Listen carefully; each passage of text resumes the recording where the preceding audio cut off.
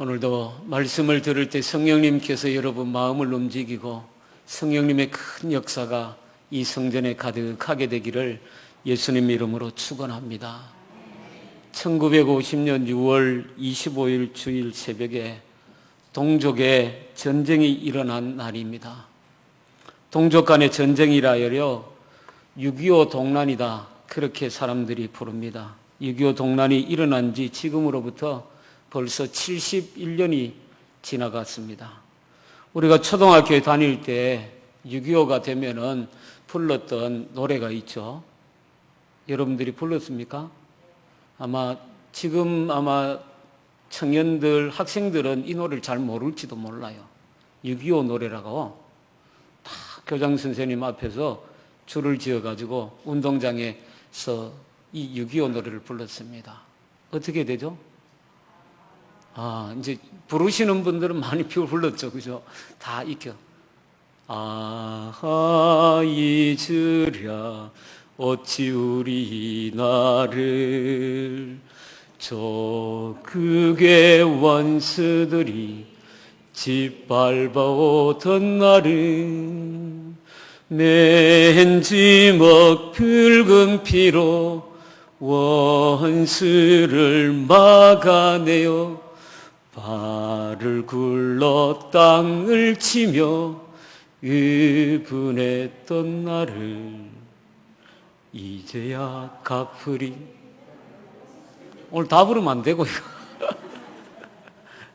그렇게 그 6.25라는 것이 우리 민족에 얼마나 그 가슴 아픈 일이었던지 그 노래를 부를 때마다 어린 마음에, 그죠? 초등학교 운동장에서 이렇게 그 전쟁의 아픔을 아직도 우리가 기억하고 있다는 거, 해야 되는구나. 그런 마음이 우리 마음속에 새겨지고 그런 시간들이 우리에게 있었습니다. 그런데 이 가사를 김대중 노무현 대통령 10년을 지나고 또 이제 문재인 대통령이 되면서 이 6.25 노래가 바뀌었더라고요. 바뀐 노래 압니까? 바뀐 노래 잘 모르죠. 이 곡은 그대로인데 이렇게 바뀌어놨어요. 잊으라 어찌 우리 그날을 조국의 사나가 두 동강 나던 날을 동포의 가슴에다 총칼을 들이대어 핏물 강이 되고 죽음 산이 된 날을 이제야 이루리 그날의 수건을 동포의 힘 모아 하나의 나라로 피의 원한 풀어 하나의 결례로 이제야 이루리 한나라 한결에. 이 가사는 심재방이라는 사람이 6.25 새로운 노래로 김대중 대통령, 노무현 대통령이 집권하면서 이 노래를 바꿨더라고요. 동포의 가슴이라고 이야기해서 남과 북이 서로 치고받고 싸운 날로 그렇게 이 노래를 바꿨어요. 심지어는 이렇게 부르다가 보니까 이게 북침이 아이가 사람들 생각에 이런 이야기까지 우리 학교의 교과서에서 아이들이 그런 이야기를 배우고 있다고 이야기를 들으니까 정말 지금까지 우리가 북한에서 남침을 했지 남한에서 북침을 했다고 그렇게 지금 학교에서 가르친다는 그런 이야기를 들으니까 가슴이 먹먹해요. 여러분, 그러니까 종북주의자들은 애국자가 되고 자유민주주의를 지키려는 사람들은 통일의 적이다고 낙인이 찍히는 이상한 세대에 우리가 사는 거 아닌가, 그런 생각을 합니다. 6.25 노래를 정말 그대로 부를 수 있는 사람이 앞으로 얼마나 될까? 더 젊은 세대들에게 내려가면은 심재방이라는 사람이 쓴 이 가사대로 아마 6.25 노래가 정착되어 버리지는 않을까? 때로는 두려움이 있습니다. 우리 선조들이 피를 흘려가면서 지켜왔던 이 나라 이 산하를 자유민주주의 땅을 만들기 위해서 그들이 피땀 흘리고 살아왔는데 이걸 어떻게 바꿀 수 있겠습니까? 어떻든 6.25 동란은 우리나라가 겪은 역사 가운데 가장 처절한 역사였습니다. 6월만 되면 지난날의 잔인한 역사를 우리가 다시 기억하게 됩니다. 이처럼 우리나라의 역사를 보면 한마디로 고난의 역사다 이렇게 이야기합니다. 압제의 역사, 전쟁의 역사 또는 한의 역사 그렇게 이야기를 합니다. 그래서 우리 민족은 눈물과 한이 많은 눈물의 민족이요 한민족이다 그렇게도 이야기합니다.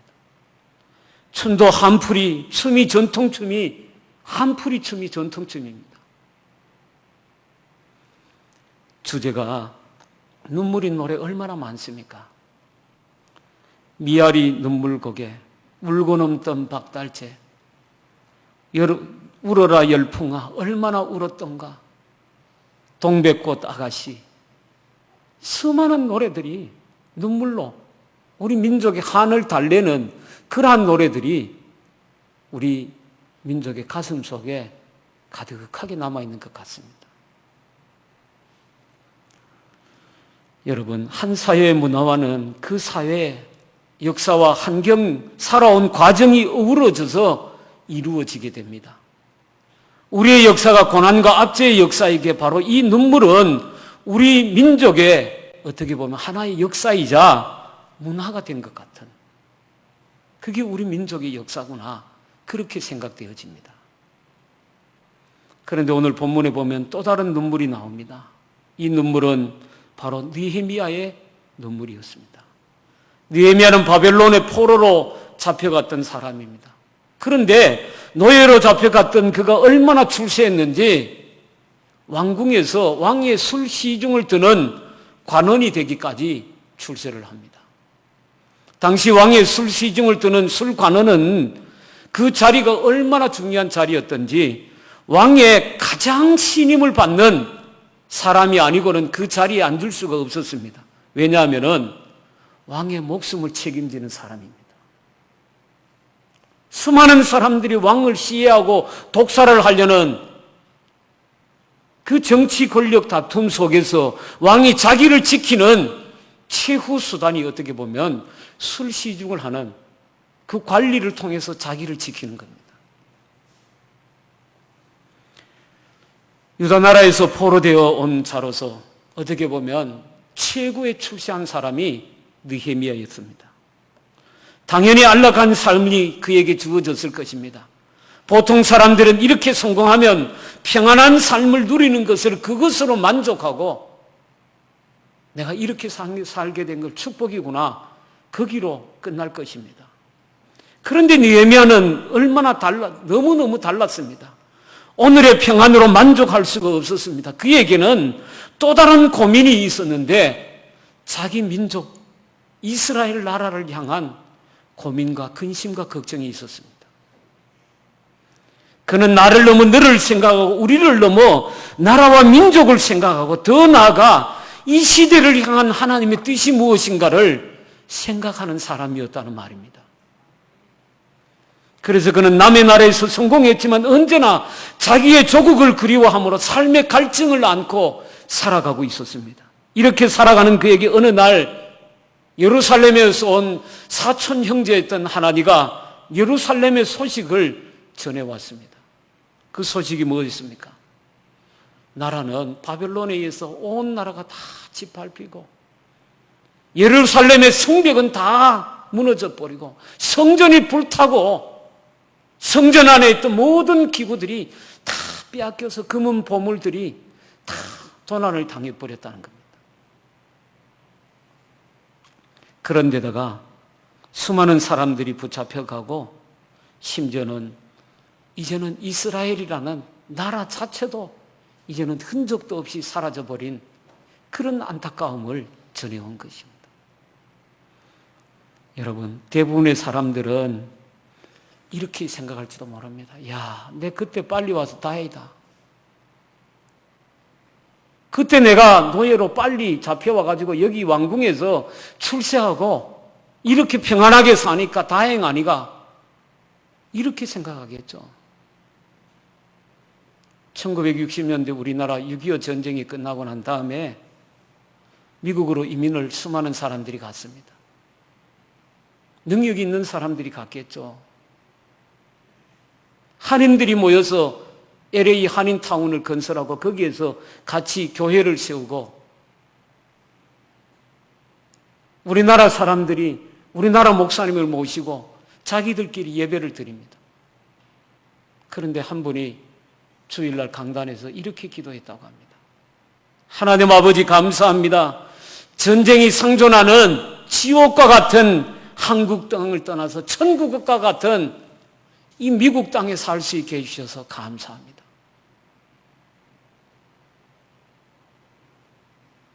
여러분, 이 기도가 얼마나 어리석은 기도입니까? 그게 해야 될 기도입니까? 그 말은 전쟁에 상흔이 남아있는 그 대한민국 땅 우리가 잘 빠져나와서 좋은 곳 가서 살게 해서 고맙다는, 그게 어떻게 기도가 됩니까? 그런데 느헤미야는 그렇지 않았습니다. 느헤미야는 그 소식을 듣자마자 그날부터 하나님 앞에 금식하며 눈물로 기도하기 시작합니다. 자기 민족이 고난당하고 아파하는 것, 그것이 자기의 아픔이나 똑같은 아픔이 되었습니다.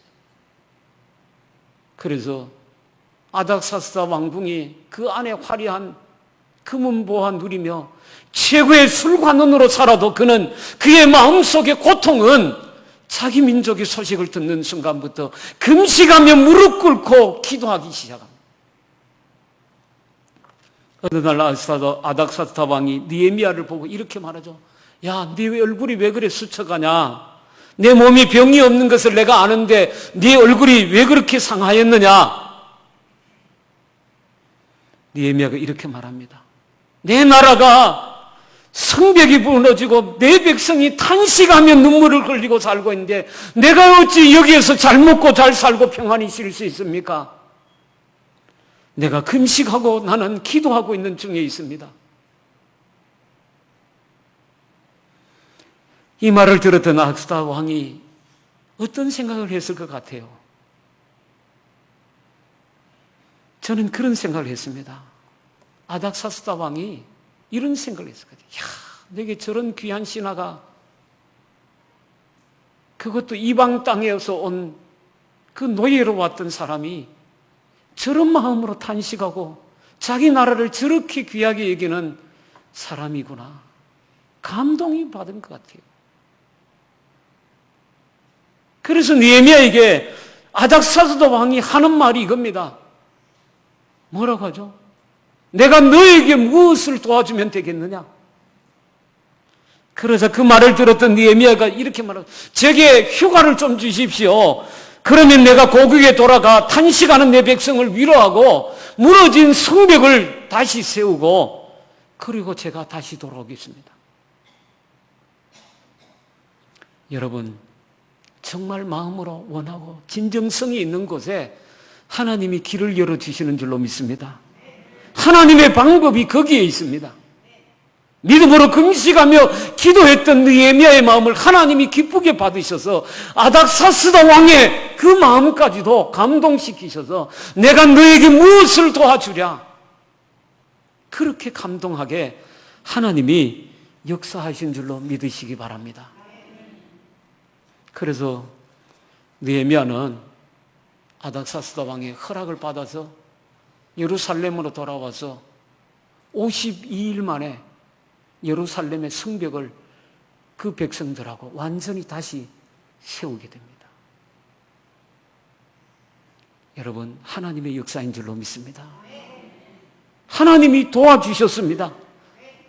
느헤미야의 그 눈물의 기도를 보고 하나님이 응답하신 줄로 믿습니다. 그때 느헤미야가 고국의 소식을 듣고 그냥 앉아서 기도한 게 아닙니다. 무릎을 꿇고 금식하며, 오늘 성경 4절에 보면은 그렇게 말하고 있습니다. 오늘 우리 그리스도인에게 두 가지 눈물로 꼭 기도할 게 두 가지가 있습니다. 하나는 뭐냐?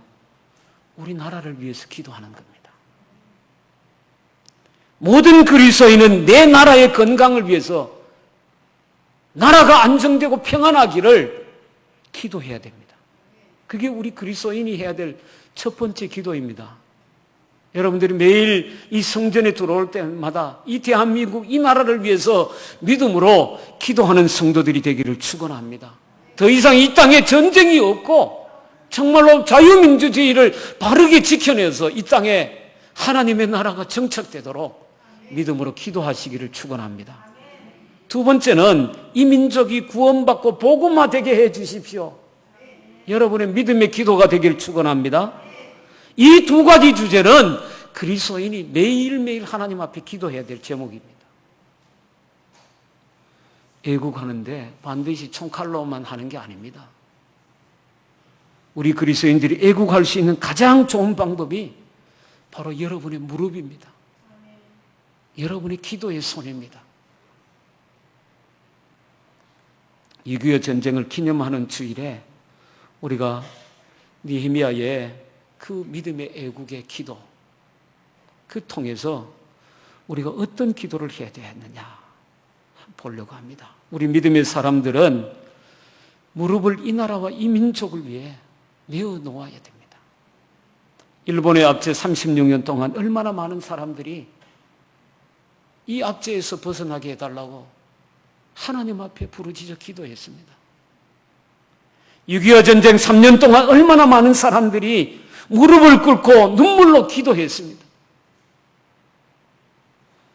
우리는 이것을 분명히 기억해야 됩니다. 그 눈물의 기도가 총칼을 들고 전장에 나가는 그 무엇보다도 더욱 훨씬 크고 놀라운 역사가 일어나게 될 줄로 믿습니다. 그렇게 지금 이 나라의 위기 앞에 우리는 나라를 위해 무릎을 꿇고 기도하는 사람이 필요한 것입니다. 사도 바울의 애국과 복음화를 이루려는 방법은 하나였습니다. 하나님 앞에 무릎을 꿇는 것입니다. 여러분, 이 땅의 평화나 자유는 그냥 공짜로 되는 게 아닙니다. 71년 전 이 땅의 동족 간에 전쟁이 발발했습니다.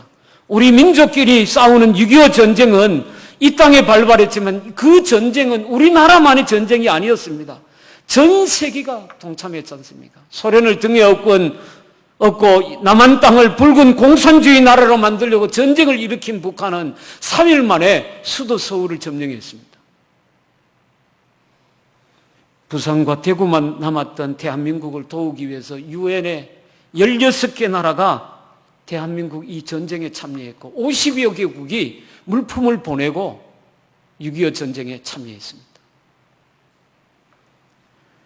여러분, 그렇게 많은 나라들이 도와줌으로 이 나라가 전쟁에서 피하지 않고 국권이 세워지게 된 겁니다. 미국 워싱턴에 가면은 한국전쟁기념관에 입구에 이 팻말이 붙어 있습니다. 자유는 결코 공짜가 아닙니다. 여러분, 나라가 건강하게 세워지는데 어찌 그것이 공짜로 주어지겠습니까? 자유도 마찬가지입니다. 눈물과 희생으로 피로 얻어지고 있습니다. 지금 미얀마에 우리 옛날에 민주주의를 외쳤던 그죠? 6.29 선언이 나기 전에 이 땅의 백성들이 저도 체류탄 맞으면서 길거리에 나가서 그 독재를 타도하자고 외쳤습니다. 안동에 있는 서부교회에서 그때 예배 드리고 안동 시내 길거리에 나오는데 전경들이 체류탄을 막 쏘기 시작하는데 그때 뭐 체류가스 맞고 뭐 눈물 콧물 흘리면서 그때 그 시간이 기억이 나더라고요.